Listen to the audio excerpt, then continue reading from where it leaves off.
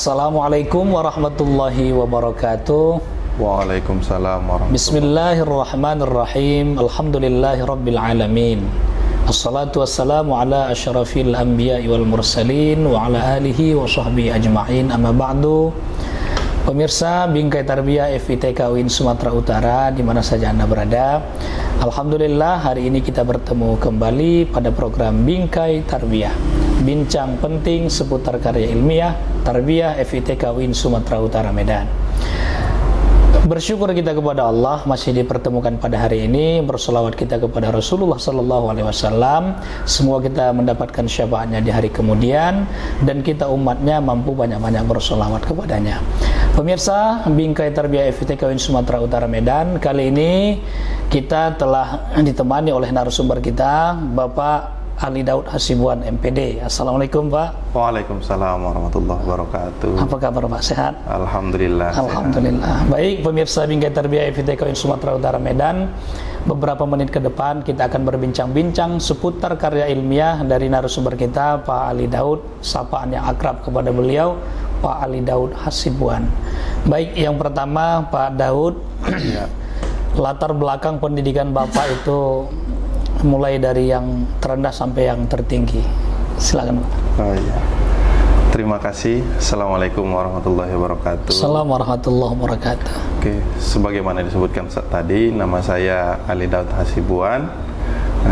Lahir di Padang Lawas. Kalau dulu namanya Tapanuli Selatan. Tapanuli Selatan. Ya, pada tahun 2007 dimekarkan jadi Kabupaten Padang Lawas. Saya ke Medan bulan Juli 2007. Jadi begitu saya merantau, situlah Padang Lawas dimekarkan. Jadi berapa lama usia Padang Lawas, begitulah usia saya merantau, begitulah kan. Saya tidak TK karena memang tinggal di kampung. Pada zaman saya di kampung belum ada TK. SD tahun 95 sampai 2001 di kampung halaman. Kemudian masuk MTS 2001 sampai 2004 di namanya MTS NU Paringgonan.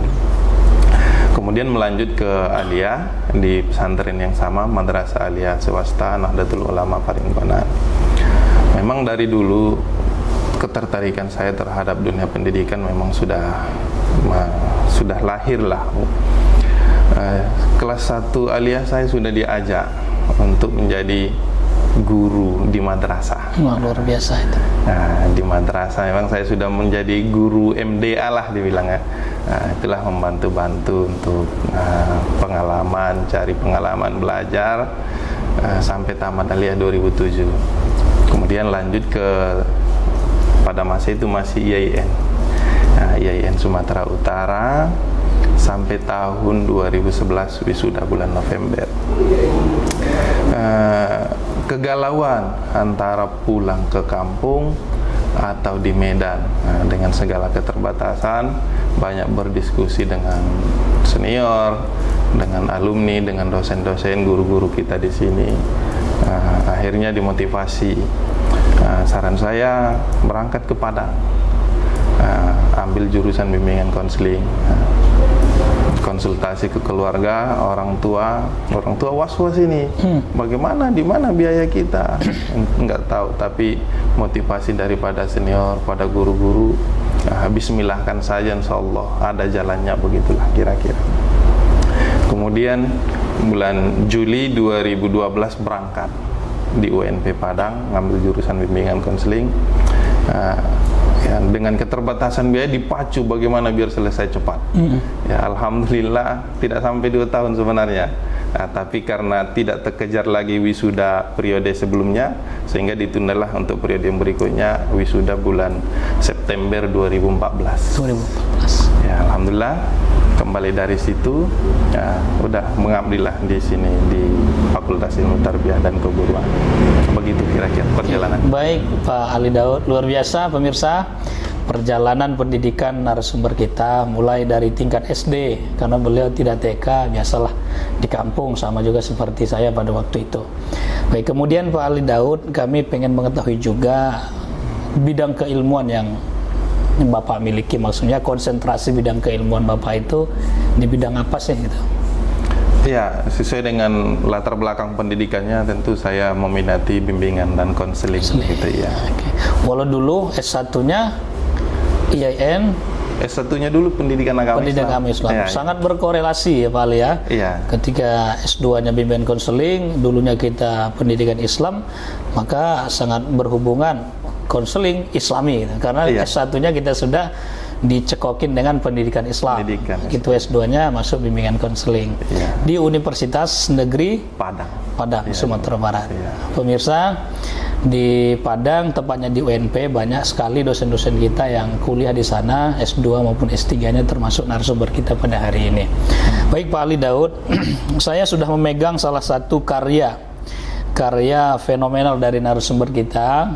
Saya pegang pada hari ini buku beliau yang berjudul Profesionalisasi Profesi Konseling, Tinjauan Terhadap Eksistensi Guru BK di Sekolah untuk Memajukan Pendidikan Nasional. Saya melihat buku ini diterbitkan pada tahun 2018 ya Pak? Iya. Luar biasa, buku ini ditulis oleh Pak Ali Daud Asibuan beserta 2 orang temannya. Iya. Ini judulnya Pak Ali Daud, Profesionalisasi Profesi Konseling. Latar belakang pemilihan diksi profesionalisasi profesi konseling itu apa? Pertama, keresahan terhadap pendidikan di Indonesia. Lagi-lagi kita sering berdiskusi baik di bangku kuliah ataupun di luar perkuliahan, ataupun bahkan isu-isu yang kita lihat di media terkait dengan bagaimana pendidikan di Indonesia ini. Kalau guru kami sebut di Padang itu ada namanya pentip, apa itu? Pendidikan tanpa ilmu pendidikan. Oh, pentip. Ya. Jadi boleh kita akui dengan jujur bahwa selama ini sebenarnya pendidikan itu masih sering kita lakukan tanpa ilmu pendidikan. Maka nanti muncullah istilah-istilah guru pun jadilah. Bukan jadilah guru. Bukanlah jadilah guru gitu. Mengapa begitu? Ya banyak, mohon maaf ya kan.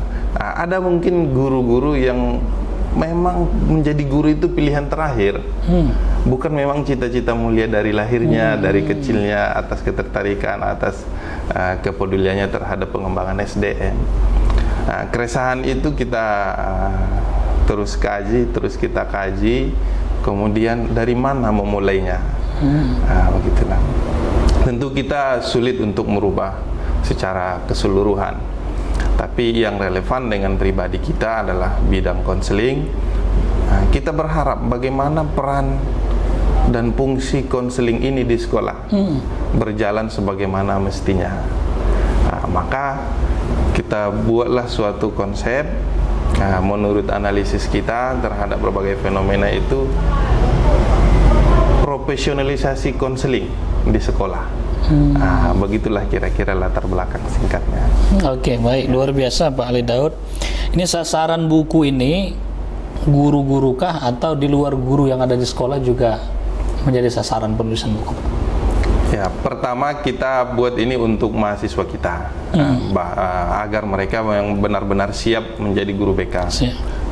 Tapi yang tidak kalah pentingnya adalah guru di sekolah itu kita berharap membaca buku ini biar bisa kembali meninjau seperti apa seharusnya berperan dan berfungsi sebagai guru BK di sekolah.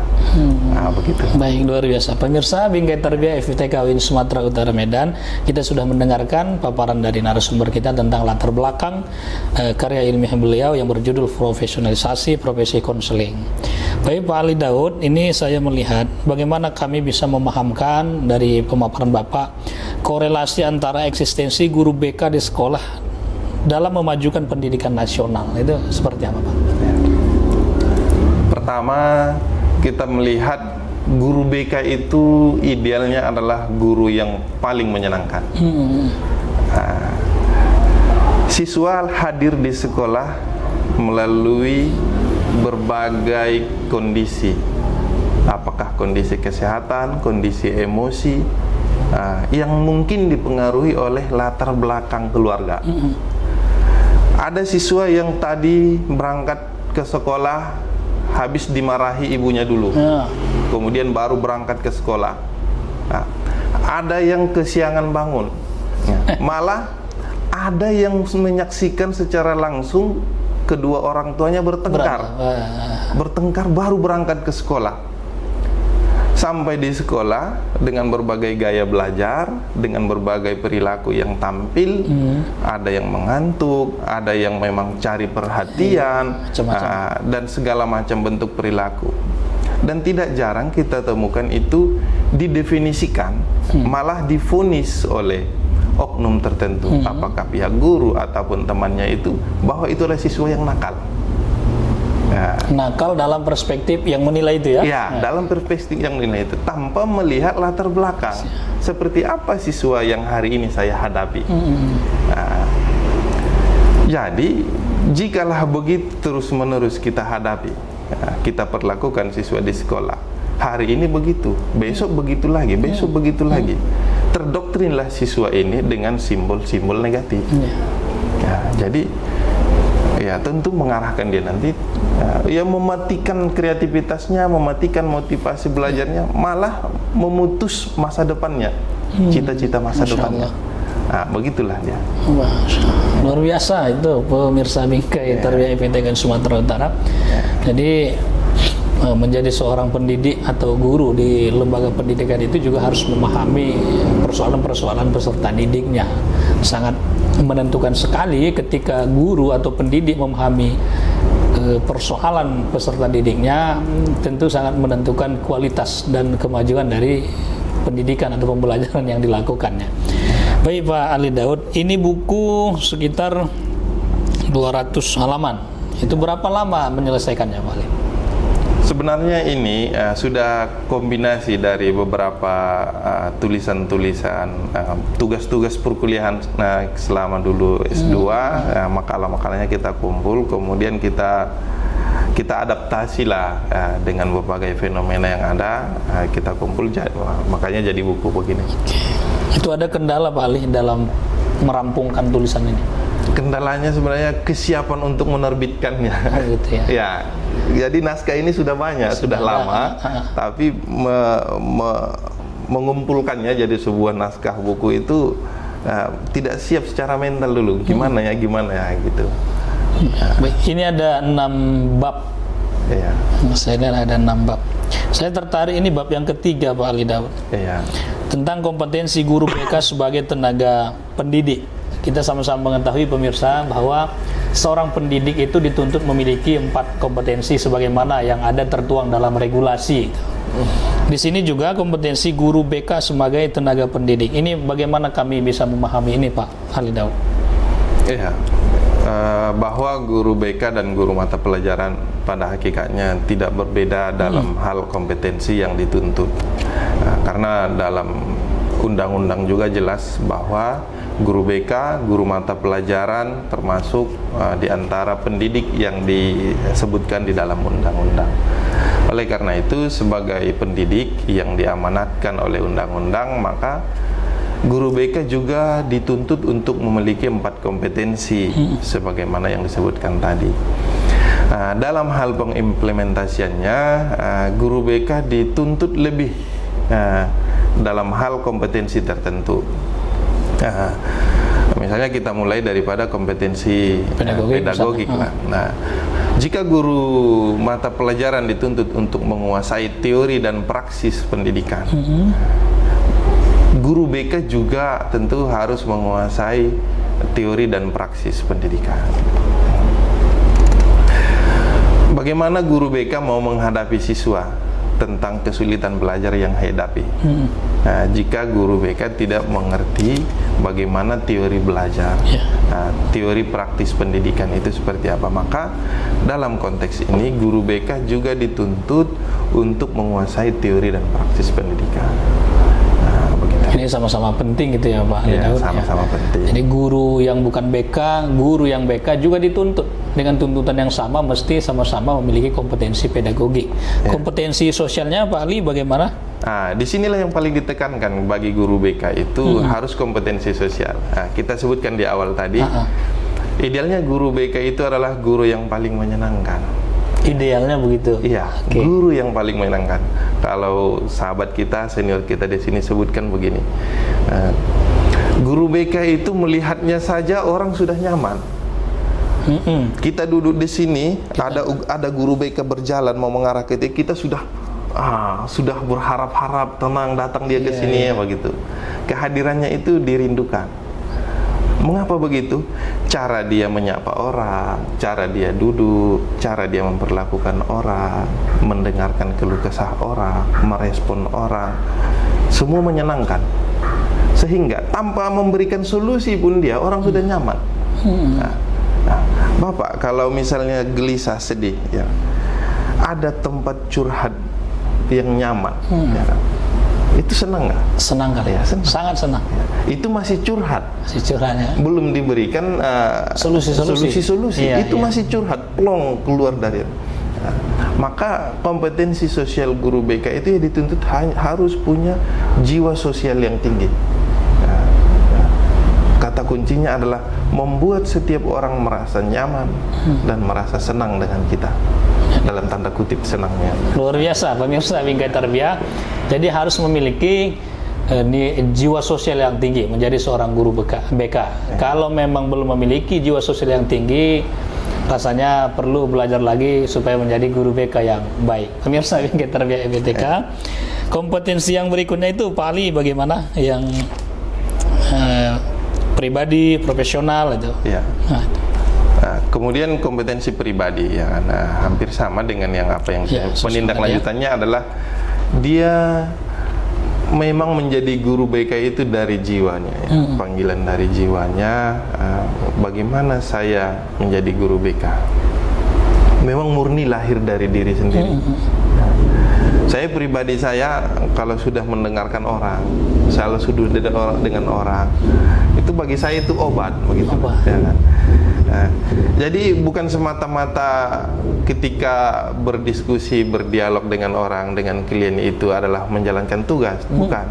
Tapi memang bisakah pada diri kita itu sebagai kebutuhan, begitu. Guru BK itu dituntut begitu. Bahwa menuntun siswa, bahwa membimbing siswa adalah kebutuhannya gitu. Jadi obat gitu. Demam-demam sedikit, meriang-meriang sedikit, ketemu dengan siswa dengan kasih sayang, dengan penuh perhatian, kita bimbing, kita tuntun dia untuk menjadi siswa yang lebih berprestasi. Ada kepuasan tersendiri pada diri pribadi kita. Maka menjadi guru BK itu kompetensi pribadinya ya memang muncul dari diri kita sendiri gitu. Tentu nanti dengan nilai-nilai, ya kan, nilai-nilai yang tidak melanggar, dituntut juga dibalut dengan nilai budaya, nilai etika, moral dan sebagainya lah, begitu. Baik. Kemudian yang terakhir itu juga sangat berkaitan dengan judul buku ini, profesionalisasi profesi. Jadi seorang guru BK itu mesti profesional. Nah, ini bagaimana penjelasannya Pak Ali? Pertama, dia harus melalui latar belakang pendidikan yang benar, dilalui dengan proses yang sesuai dan wajar. Kemudian dia tentu harus memiliki keterampilan, ya kan? Apa itu? Mulai dari keterampilan merancang layanan berdasarkan need assessment, layanan apa yang dibutuhkan siswa, kemudian melaksanakannya dengan berbagai metode pendekatan yang relevan, ya kan, yang tepat untuk perkembangan siswa, sampai nanti mengevaluasinya dan melaporkannya. Sudah dievaluasi apa perkembangan peserta didik, efek daripada layanan yang kita berikan, kemudian bisa dilaporkan dan penuh tanggung jawab terhadap atasan. Begini loh yang sudah saya layani siswa, begitu. Sehingga nanti di sekolah pun pihak sekolah bisa menentukan arah baru lagi seperti apa mau dibuat guru BK-nya ke depan. Dan yang paling penting adalah harus bisa melakukan penelitian, ya kan? Bagaimana membuat setiap kegiatan yang dilakukan oleh guru BK di sekolah itu berbasis penelitian. Nah, ini juga banyak juga kendala ini guru kita di sekolah ini bingung melakukan penelitian. Padahal aktivitas yang dilakukan setiap hari itu pun merupakan penelitian seharusnya jika didesain dengan konsep dan metodologi yang benar. Iya. Oke, luar biasa pemirsa Bingkai Tarbiyah FITK UIN Sumatera Utara Medan. Jadilah guru BK yang profesional, yang sesuai dengan profesinya, apa prosedur standar yang berlaku itu diikuti. Pemirsa Bingkai Tarbiyah FITK UIN Sumatera Utara Medan, luar biasa perbincangan kita dengan narasumber kita pada hari ini. Pesan yang saya dapatkan dari paparan yang baru disampaikan adalah jadilah guru BK yang profesional, yang kompetensi sosialnya itu tinggi, begitu juga kompetensi pedagogiknya itu mumpuni, kompetensi pribadinya juga luar biasa begitu. Ini kalau orang-orang pihak-pihak yang berkecimpung di dunia bidang pendidikan agama itu mengatakan jadilah orang, ya kalau tidak menjadi orang yang wajib, paling tidak menjadi orang yang sunnah itu. Orang yang wajib itu mesti ada dia itu. Kalau nggak ada dia rugi rasanya orang. Kalau orang yang sunnah itu ada dia disenangi orang. Kalau tak ada pun dia ya tak apa-apa juga gitu. Tapi janganlah menjadi orang yang haram.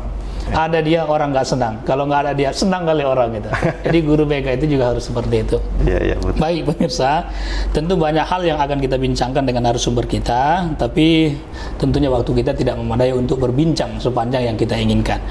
Pak Ali Daud, di samping buku yang ini saya masih beranggapan banyak buku yang sedang Bapak rancang. Apakah ada draft-draft buku yang akan diterbitkan pada tahun-tahun mendatang gitu Pak? Atau tahun ini mungkin ada? Gimana Pak Ali? Ya, sampai hari ini ada setidaknya memang ada 3 yang sudah hampir rampung. Pertama, saya melihat mahasiswa BK lah khususnya perlu dituntun bagaimana metodologi penelitian dalam BK. Nah, itu sedang kita rancang metodologi penelitian BK. Kemudian untuk mengadaptasi perubahan regulasi dalam pendidikan, kita juga sedang menyusun ini landasan teori dan praksis bimbingan konseling. Itulah yang setidaknya paling dekat. Kemudian ada memang karena itu kita konsen kemarin dengan mata kuliah konseling keluarga, juga sebenarnya sudah ada juga bukunya pernah terbit, tapi ingin kita buat lagi adaptasi yang lebih baru lagi. Direvisi, edisi revisi gitu ya Pak. Dengan perkembangan yang lebih baru itu kira-kira. Baik pemirsa, jadi tahun ini kita tunggu akan diterbitkan salah satu karya ilmiah lagi dari Pak Ali Daud. Kemudian Pak Ali, pesanlah bagi kita-kita atau dosen-dosen muda ini terkait tulis-menulis ini. Apa pesan Pak Ali kepada kami-kami lah sebagai dosen muda atau adik-adik kita sebagai dosen muda? Ya, kita semua sama bahwa kalau bagi saya mulai saja. Mulai menulis saja itu mesti dimulai. Ya. Jangan terlalu berpikir panjang gitu. Yang penting mulai tulis. Mulai saja, tulis saja. Oke. Baik. Jadi saya pun dulu Pak Ali pernah mendengar salah satu profesor kita ketika dulu bimbingan tesis.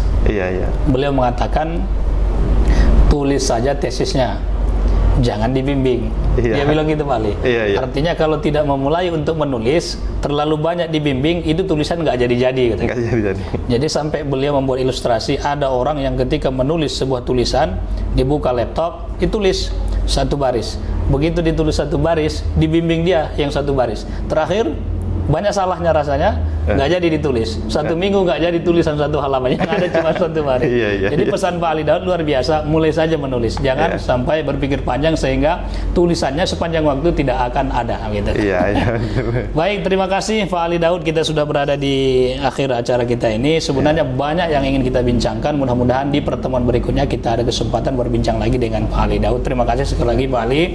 Pemirsa Bingkai Tarbiyah FITK UIN Sumatera Utara, terima kasih atas perhatian Anda yang telah mengikuti acara program Bingkai Tarbiyah Bincang Penting seputar karya ilmiah FITK UIN Sumatera Utara Medan. Saya Ahmad Darlis sebagai pembawa acara undur diri. Jika ada kesalahan kami mohon maaf. Terima kasih atas segala perhatian. Mohon maaf atas segala kesalahan. Demikian, assalamualaikum warahmatullahi wabarakatuh. Waalaikumsalam warahmatullahi wabarakatuh.